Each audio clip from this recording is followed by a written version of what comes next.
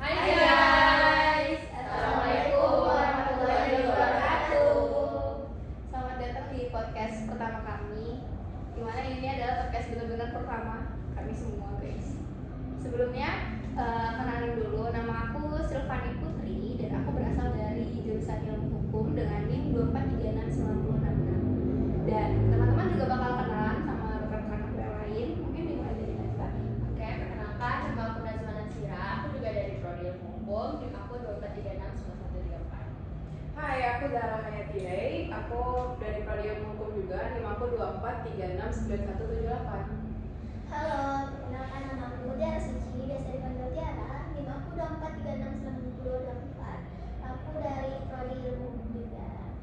Halo, perkenalkan nama aku Bunga Marshalia, biasa dipanggil Marsha.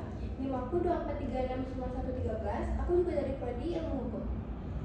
Oke, salam kenal semua. Nah, di episode kali ini kita bakal ngebahas mengenai attachment style. Teman-teman pasti pernah dengar kan apa itu avoidant attachment dan juga SIS attachment. Kali ini kami bakal membahas lebih lanjut mengenai style attachment tadi.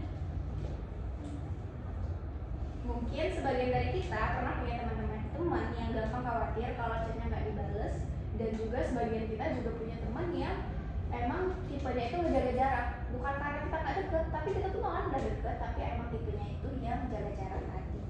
Daripada kita memperkenalkan tentang apa itu avoidant attachment, anxious attachment, jadi kita bakal bahas lebih lanjut ya guys.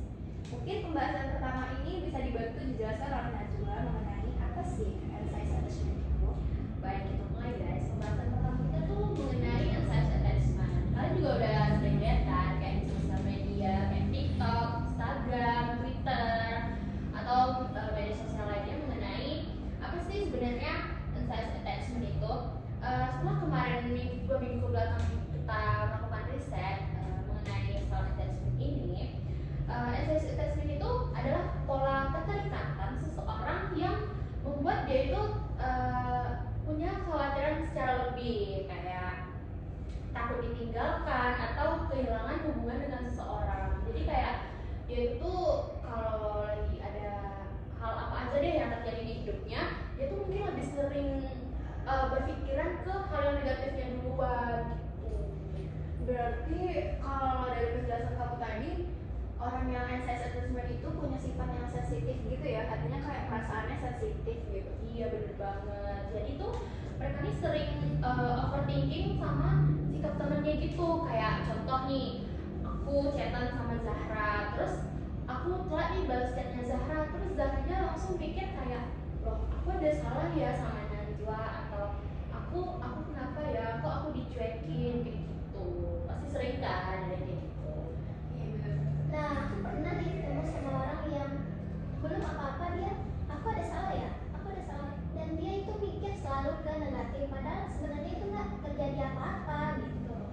Bener banget ya. Dan itu tuh salah satu contohnya, kayak mereka tuh biasanya lebih membutuhin kayak validasi tentang apa yang mereka rasain.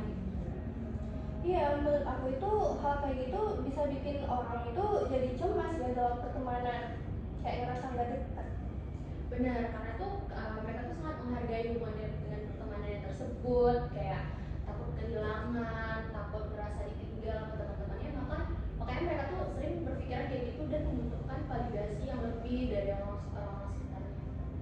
Menarik ya pembahasan kita kali ini. Benar banget. Nah, jadi kayak orangnya anxious attachment ini, dia itu punya sifat dimana dia tuh ingin mempertahankan pertemanannya, cuman karena sifat yang berlebihan. Nah, kalau tadi kita udah bahas mengenai anxious attachment, sekarang kita bahas mengenai avoidant attachment. Mungkin Mutiara bisa bantu jelasin ke kita semua mengenai avoidant ini apa.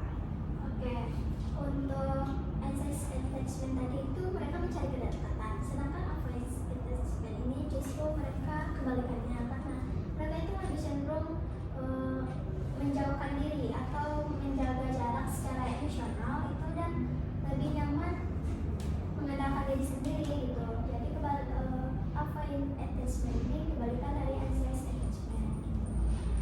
Tapi berarti kalau kayak gitu bukan berarti mereka ini nggak peduli kan sama teman-temannya. Nah, belum tentu, karena banyak orang yang menganggap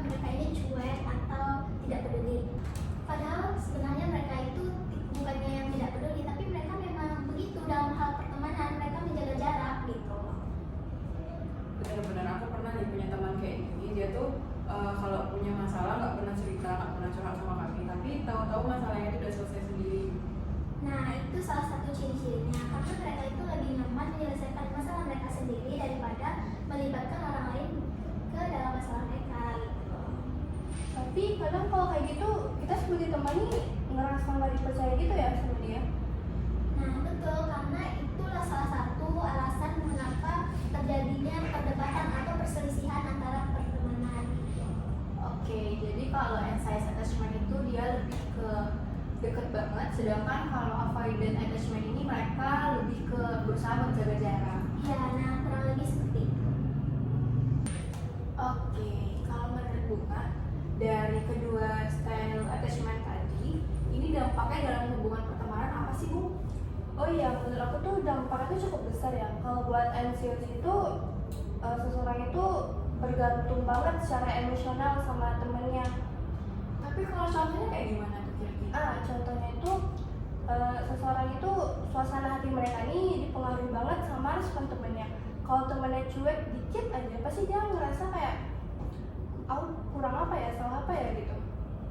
Bener banget. Pada akhirnya nih yang kayak gitu muncul banyak asumsi gitu di kepala mereka tuh, sebenarnya tuh belum tentu hal itu tuh benar apa enggak. Iya, kalau dari avoidant itu masalah yang sering muncul itu kayak kurangnya tuh kedekatan emosional. Itu karena mereka sulit terbuka atau gimana? Iya, kayak gitu. Teman-teman ini pasti ngerasa, wah ternyata kita nggak deket ya, nggak sedekat itu. Jadi keduanya nih kayak punya tantangan masing-masing gitu ya. Yang satu pengennya terlalu dekat, sedangkan yang satu lagi pengennya terlalu jauh. Iya, betul banget kayak gitu. Tapi menurut kalian di antara avoidant sama anxious attachment, yang mana yang paling tricky dalam pertemanan? Kalau menurut aku pribadi nih mungkin lebih ke anxious attachment sih, karena kayak konflik kecil yang kita bikin dalam pertemanan tersebut tuh bisa jadi gede gitu, bisa jadi besar masalahnya. Nah, kalau menurut aku beda. Kalau menurut aku avoidant. Karena gimana? Karena kita itu sulit mengetahui apa yang dia rasakan, apa yang telah dia lalui karena ketertutupan dia tadi itu, makanya menurut aku lebih avoidant sih. Oh, menarik juga ya. Iya, benar-benar. Setiap orang tuh emang punya pandangan yang berbeda. Kayak gitu. Oke, sekarang kita masuk ke bagian yang paling menarik, di mana kalau misalnya nih kita ketemu sama orang yang anxious attachment, terus berteman sama orang yang avoidant attachment, menurut pendapat teman-teman kayak gimana? Kalau menurut aku ya, kombinasi antara keduanya atau gabungan keduanya itu gimana ya, cukup menantang gitu. Dimana orang ansias maunya lebih dekat, sedangkan yang avoidant maunya pengen lebih banyak ruang privasi atau ruang pribadi untuk dia sendiri. Zar, supaya teman-teman yang lain juga pada ngerti lebih dalam, itu contohnya kayak gimana sih, Zar? Contohnya nih, orang ansias ngirim pesan atau teks dengan harapan dia si avoidantnya bakal fast respon. Nah, sementara si avoidantnya dia mungkin baru balas beberapa jam atau beberapa saat kemudian karena dia tuh lagi emang pengen sendiri gitu.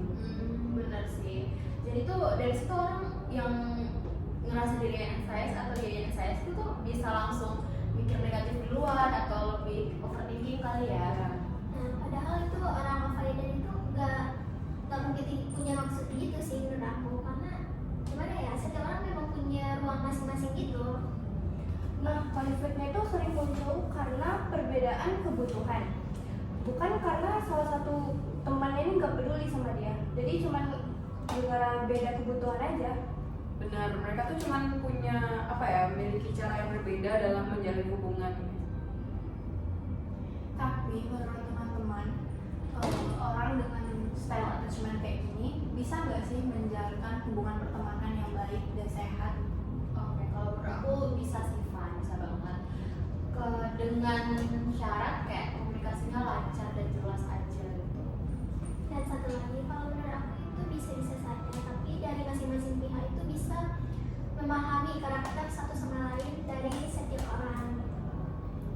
Kita nggak mungkin juga kan nebak-nebak tanpa kita nanya langsung ke orang yang kita ada salah apa. Nah, karena tuh pada akhirnya pertemanan yang sehat itu dibangun dari kita saling memahami masing-masing pihak atau saling pengertian lah istilahnya. Betul. Dari tadi kita udah bahas panjang lebar sebelum kita akhiri pembahasan kita kali ini, mungkin masing-masing teman bisa memberikan solusi ataupun tips tingkat untuk menjaga hubungan pertemanan biar tetap pertemanan ini biar terjaga nih sampai kita nanti tua, bahkan ya gitulah. Oke. Dari aku dulu kali ya.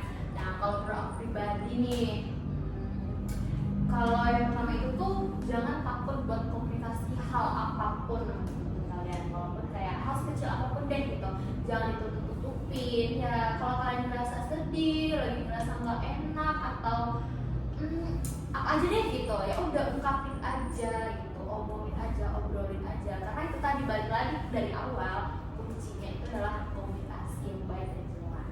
Oke, yang kedua nih dari aku itu belajar menghargai ruang pribadi teman. Karena gini, setiap orang memang mungkin butuh yang namanya ruang sendiri. Yang ketiga, menurut aku kita tuh nggak boleh langsung ada opini negatif kalau ada kesalahpahaman. Ya kalau ada salah paham nih, kita nanya dulu nih sama dia, kita salah apa, nggak usah langsung pikir negatif. Padahal kan nggak selalu kita yang salah. Kalau tips dari aku ya, coba memahami gitu bahwa setiap orang memiliki cara berbeda dalam membangun kedekatan. Gak mungkin kan setiap individu tuh punya kepribadian yang sama gitu. Oke, pembahasan kita mungkin cukup sampai di sini. Terima kasih kepada teman-teman semua karena kita udah bahas hal ilmu yang betul-betul bermanfaat ya di dalam lingkungan pertemanan, dimana pastinya Afaidin dan juga SIS Attachment ini mempengaruhi hubungan pertemanan. Oke, sampai di sini dulu. Aku Fani, Aku Najwa. Zahra. Aku Tiara. Marsha, kami pamit undur diri. Bye.